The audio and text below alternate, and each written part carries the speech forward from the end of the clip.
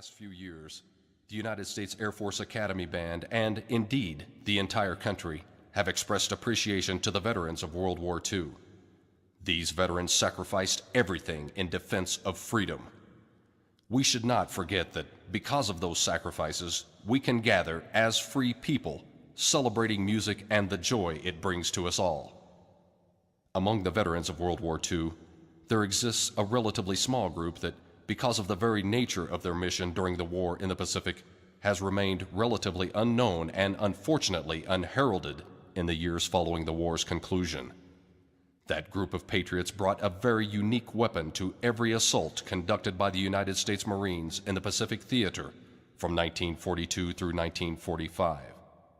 Their weapon was an unbreakable secret code derived from their native language, and that group of American patriots is the Navajo Code Talkers.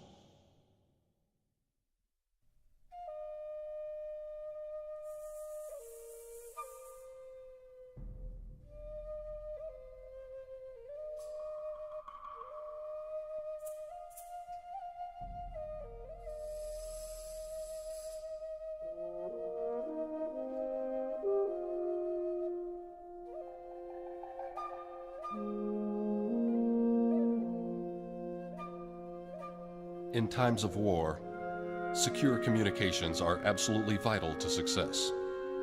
In the early stages of the war in the Pacific, the Japanese held the upper hand. They were able to intercept and break encoded American communications. They gathered valuable intelligence and often misdirected American artillery fire.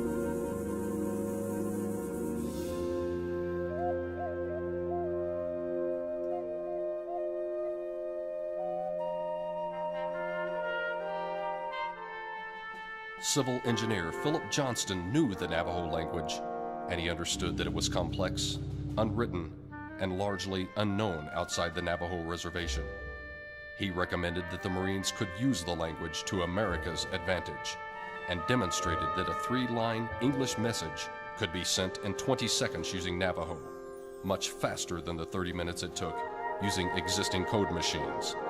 The Marines were convinced and soon began recruiting and training Navajo communications specialists.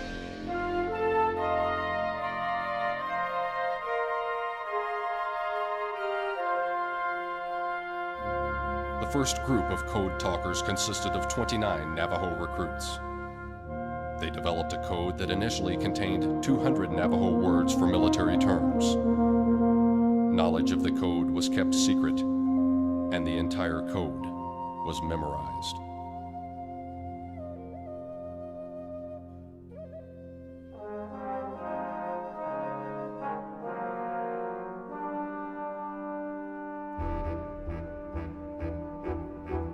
Using radios and telephones, the code talkers relayed vital information, troop positions, orders, and requests for artillery support or reinforcements.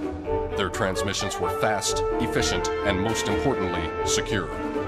This enabled the United States to coordinate the actions of multiple units and to respond to the ever-changing demands of combat with remarkable speed and accuracy.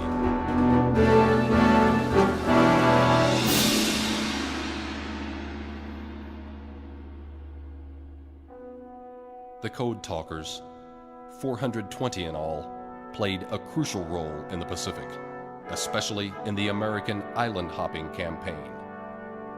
They served with honor on bloody island battlefields from Guadalcanal to Saipan, including the costliest battle in Marine Corps history, Iwo Jima. It is difficult to imagine American victories in these battles without the Navajo code talkers. Their contributions were nothing short of monumental.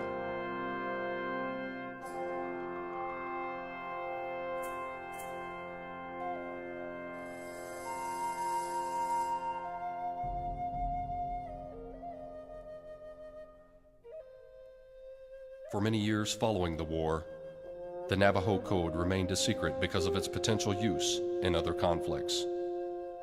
However, the code talkers' experiences during the war served them well, and collectively, they became a force for change, stressing the importance of education and Native American civil rights.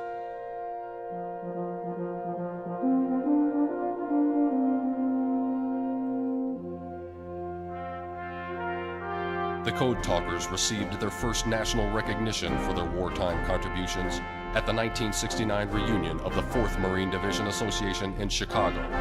President Nixon awarded them a certificate of appreciation in 1971, and President Reagan declared August 14, 1982, as National Navajo Code Talker Day.